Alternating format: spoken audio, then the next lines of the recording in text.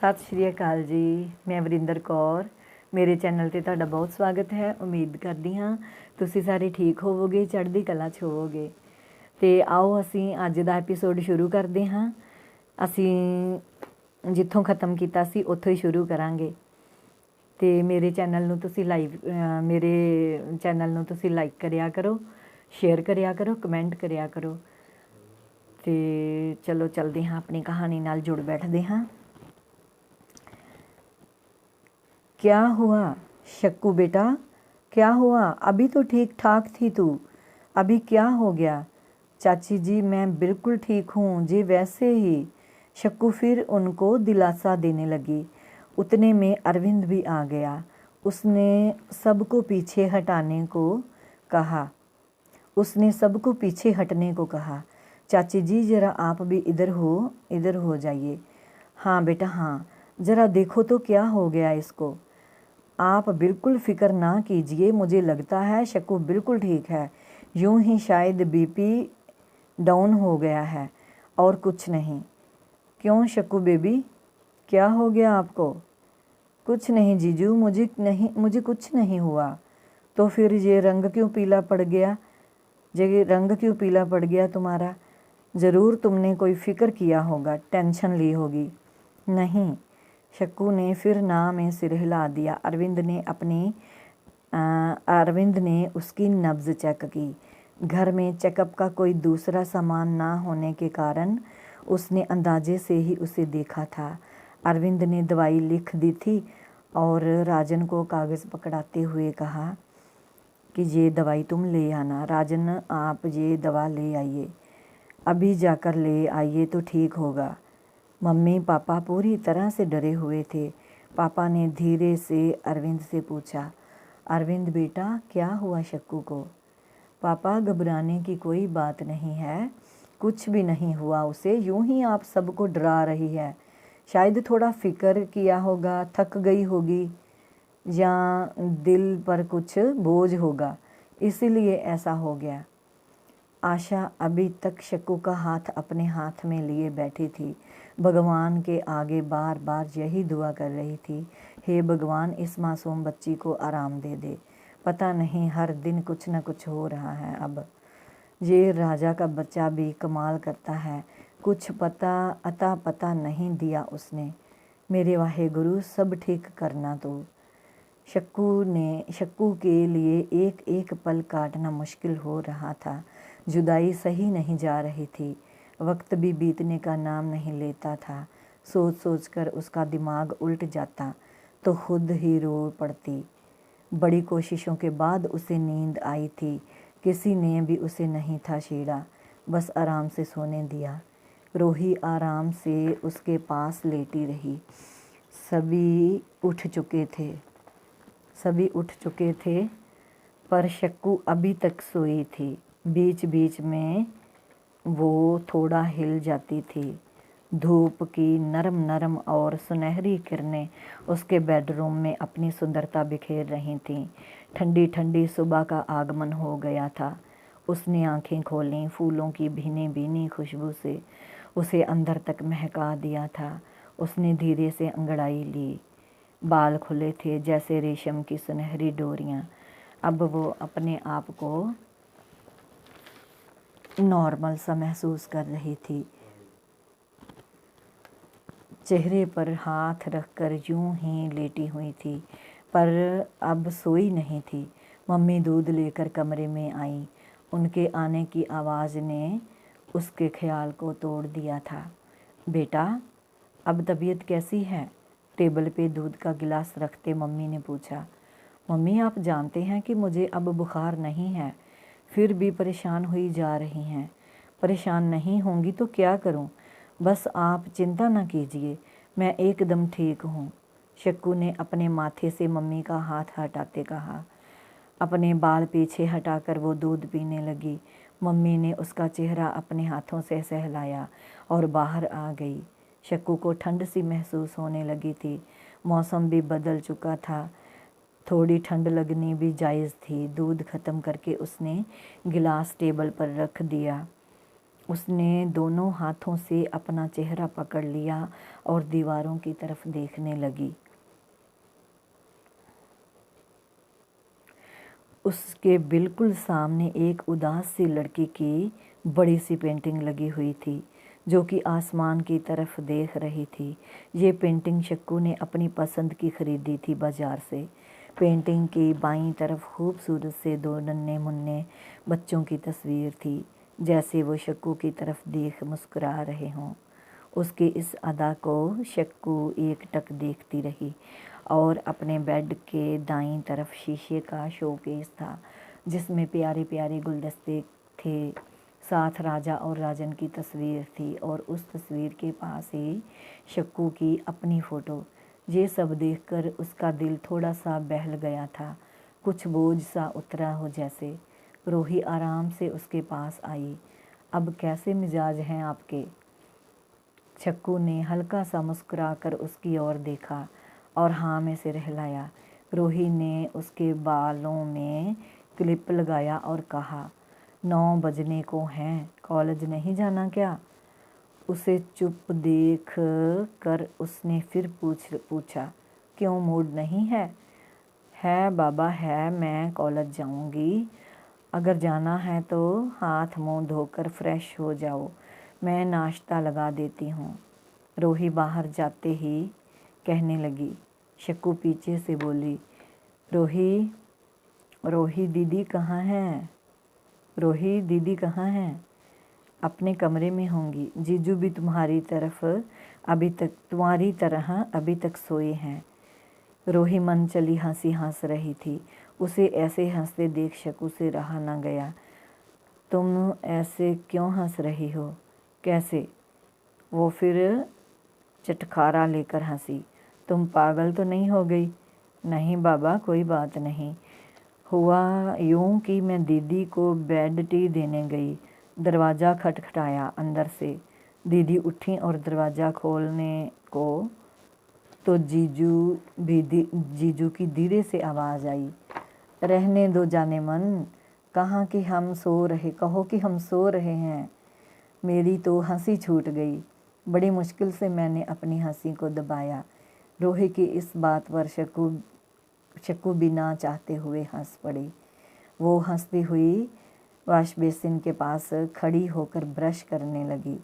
रूही जाते जाते जल्दी करने का इशारा कर गई। आशा ने शक्कू को देखा था। वो इस वक्त कुछ ठीक थी। उसने कप में चाय डाली और राजन को देने अपने बेडरूम में चली गई। रूही ने मटर पनीर की सब्जी डाली और कुछ ब्रेड के पीस प्लेट में लेकर बाहर डाइनिंग टेबल पर आ गई, जहाँ पर उसे बहुत ठंड भी लग रही थी। शक्कू जल्दी आओ, टाइम होता जा रहा है। शक्कू ने बड़ी मुश्किल से ब्रेकफास्ट किया और कुछ तो बीच में ही छोड़ दिया। ऊपर से आशा भाभी दवाई लेकर आ गईं। जे लो शक्कू दवाई, ठीक 10:30 बजे लेना। भाभी मैं नहीं खाऊंगी ये जहर। अच्छा जी, अब ये जहर हो गया? कहती हूँ तुम्हारे भाई को, इतनी रात को वो लेने गए थे, अब जहर तुम्हारे लिए जे। ओ भाभी, अब नखरा मत कर, अपनी किट में डाल लो। दवाई को देखकर उसने फिर मुंह चिढ़ाया। जल्दी से तैयार होकर वो तीनों कॉलेज को निकल गईं। दोपहर के 1 बज गए थे। काम वाम निपटा कर सब फ्रेश हो गए थे। शाहीन भी नहाकर अपने डॉक्टर के पास कमरे में चली गई। उसने अपने बाल सुखाकर पीछे क्लिप से बांध दिए। अरविंद पीठ के बल लेटा हुआ शाहीन को बड़े प्यार से देख रहा था। लंबे लंबे बाल, आम की भांति चेहरा, ना गोल ना लंबा, बिल्कुल फिट फाट, जो अरविंद को एक नज़र में ही भा गया था। वो चुपचाप उसे देखता रहा। शाहीन ने मुड़कर देखा तो जनाब सोने का बहाना करने लगे। उसे उनकी इस शरारत का अच्छी तरह इल्म था। वो हाथों पर कोल्ड क्रीम मलती हुई बोली, ये बहाना आप किसके सामने कर रहे हैं? बोलिए ना। वो उठी और अरविंद के सिरहाने बैठती हुई बोली, अब तो सभी अपने अपने काम से वापस आने वाले हैं और आप अभी तक से बेड पर चिपके हुए हैं। तो क्या करूं, मैं तुम्हें कहता भी रहता हूँ कि मुझे इस घर में ना लेकर आया करो। पता नहीं शाहीन, मैं यहाँ आकर सुस्त हो जाता हूँ। अच्छा ठीक है, अब सुस्ती छोड़िए और नहा कर आइए। शाहीन ने उसके बालों में हाथ फेरा और हंसती हुई बाहर आ गई। सामने रोही, नीतू और शक्कू को देख शाहीन की जान में जान आई। शुक्र है ऊपर वाले का जो आप दोनों को भेज दिया, वरना मैं तो बोर हो रही थी। क्यों दीदी, आप बोर क्यों हो रही थी? क्या जीजू अभी तक सो रहे हैं? हाँ, नीतू ने चुटकी ली। उसे हंसते हुए देखकर शाहीन घूरती हुई बोली, जीजू की बच्ची के भी तुम्हारे ही जैसे हैं। जीजू की बच्ची वो भी तुम्हारे जैसे ही हैं। सोए तो सोए, जागे भी सोए रहते हैं। दीदी फिर तो बड़ी बुरी बात है। मैं अभी जाती हूँ जीजू के पास। रोही अपने सैंडल उतार कर सीधे अरविंद के पास गई। एक दरवाज़ा बंद देखकर उसने नॉक किया। Hello mister. ओ रोही, आओ। आप अभी तक बेड से चिपके हुए हैं। क्यों, बाहर नहीं जाना क्या? आपको नहीं जाना क्या? नहीं जाना तो नहीं है, नहीं जाना तो नहीं है, पर आप चलेंगे तो हम भी आपके साथ ज़रूर चलेंगे। रोही ने अपने बाल सहलाते हुए कहा। ठीक है, तो आप अपनी दीदी को भी साथ तैयार कर लीजिए। ओके। वो मुस्कुराती हुई बाहर दौड़ गई। लड़कियों के आने से फिर रौनक सी महसूस होने लगी। अरविंद भी फ्रेश हो गया था। दोपहर का खाना खाने के बाद सब बाहर आंगन में बैठे थे, चाय की चुस्कियां लेते हुए बतिया रहे थे। बाहर से राजन भी आ गया था। उसके हाथ से भी 2 मिठाई के डिब्बे थे। वो बहुत खुश था। आशा ने आगे बढ़कर उनसे मिठाई के डिब्बे पकड़ते हुए कहा, आज जनाब बड़े खुश नज़र आ रहे हैं, क्या बात है? हाँ, आज ख़ास ही बात है। राजन के चेहरे पर मुस्कुराहट खिल रही थी। आशा ने उसको बैठने के लिए चेयर दी।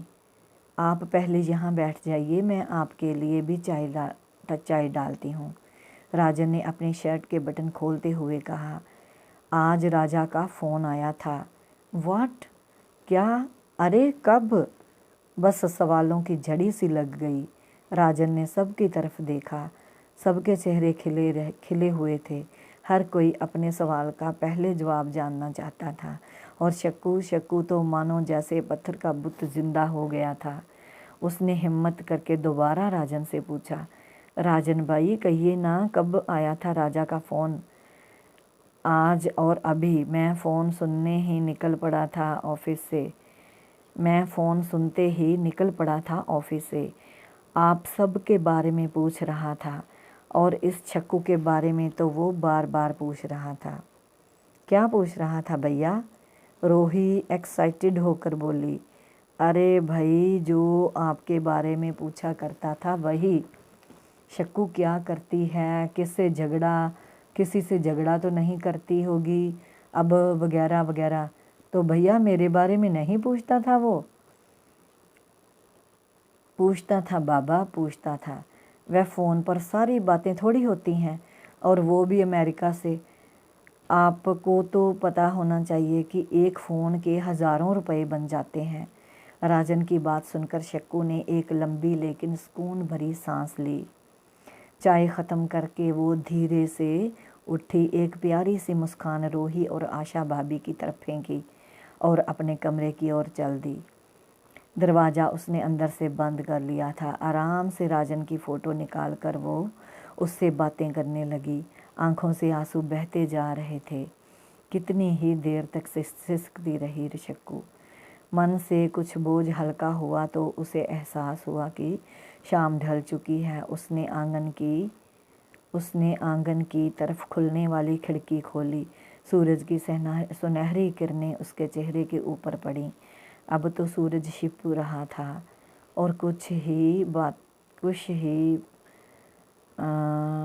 में छिप जाएगा। सुरमई सी शाम थी और ठंडी ठंडी हवा चल रही थी। शक्कू का तो हर पल राजा की यादों में ही बीतता था। उसने राजा की फ़ोटो को बेड से उठाकर अपने होंठों से चूम लिया और शिकवा करती हुई बोली, बेदर्द कहीं का, मुझे याद भी करते हो या नहीं।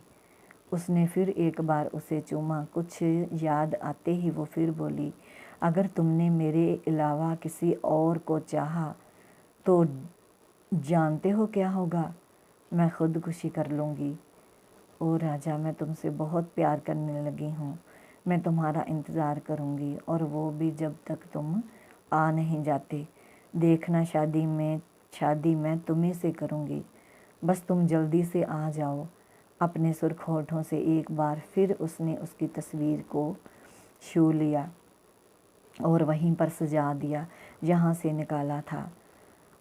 अपने बालों की चोटी बनाई और दरवाज़ा खोलकर बाहर आ गई। सभी मम्मी पापा के साथ उनके कमरे में थे। बड़े ज़ोर ज़ोर से हंस रहे थे। सबसे ऊंची आवाज़ पापा और रोही की थी और जीजू भी उनका पूरा पूरा साथ दे रहे थे। वो मुस्कुराती हुई रसोई में चली गई। देखते ही उसका नाक चढ़ गया। तौबा, बर्तन तो जैसे पिछले एक हफ्ते से किसी ने साफ़ ही नहीं किए थे। उसने सभी फ्राई पैन शेल्फ से उठाकर नीचे रखे। सारे बर्तन उठाकर टूटी के नीचे छोड़ दिए। पानी के तेज़ शराटे से उसने बर्तनों की सफाई की। उसके बाद सारे के सारे बर्तन शीशे की तरह चमका दिए। चीनी के कप बड़ी सावधानी से शेल्फ पर टिका दिए। सफाई करते करते उसे रात हो गई थी। मम्मी, चाची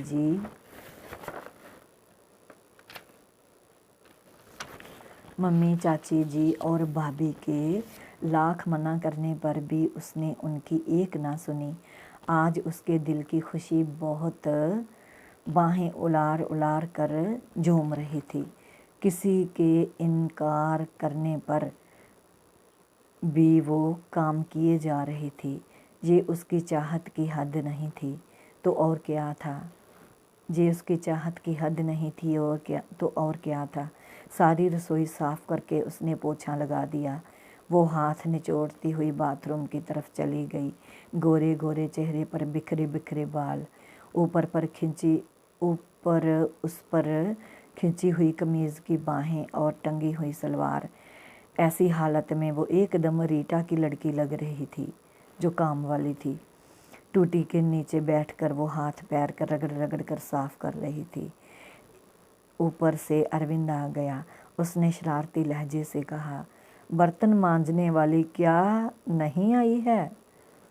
शक्कू के तन बदन में तो मानो आग लग गई। वो भड़क कर बोली, ओ हेलो, क्या मैं बर्तन मांजने वाली दिखाई देती हूँ क्या? तो और क्या लग रही हो? ये बिखरे हुए बाल, ये पानी से गीले भीगे कपड़े। तो क्या हुआ, आज रीटा आंटी नहीं आई थी सो मैंने सफाई कर ली है। कुछ बुरा काम तो नहीं किया? अरविंद ने अपने हाथों से उस पर पानी की छबनबी बूंदें फेंकते हुए कहा, क्यों, बुरा लग गया क्या? अच्छा भी नहीं लगा मुझे। अच्छा बाबा, सॉरी, मैं तो मजाक कर रहा था। माफ़ कर दो सरकार, मुझसे भूल हो गई। माफ़ कर दो सरकार, अब मुझसे भूल हो गई। अरविंद हाथ जोड़कर बोला। शक्कू को उसकी ये अदा पसंद आई थी। फिर होंठ भींच कर बोली, ठीक है, मैं वैसे किसी राह चलते को मुआफ़ नहीं करती। तो ठीक है दोस्तों, अज की कहानी का एंड इत्थे ही करते हाँ। तो बाकी मिलांगे असी कल वाली कहानी नाल। अपने नॉवल हौली हौली वो भी चला गया उस दे 27वें 28वें एपीसोड नाल। तो मेरी वीडियो नूं तुसी लाइक करना तो शेयर करना, कमेंट करना, चैनल नूं सबसक्राइब जरूर करना। ਤੇ ਮਿਲਦੇ ਹਾਂ ਕੱਲ ਨੂੰ ਤੁਹਾਡੇ ਨਾਲ ਨਵੇਂ ਐਪੀਸੋਡ ਨਾਲ। ਅੱਜ ਦਿਓ ਇੱਥੇ ਇਜਾਜ਼ਤ। ਸਤਿ ਸ਼੍ਰੀ ਅਕਾਲ ਜੀ। ਰੱਬ ਰਾਖਾ।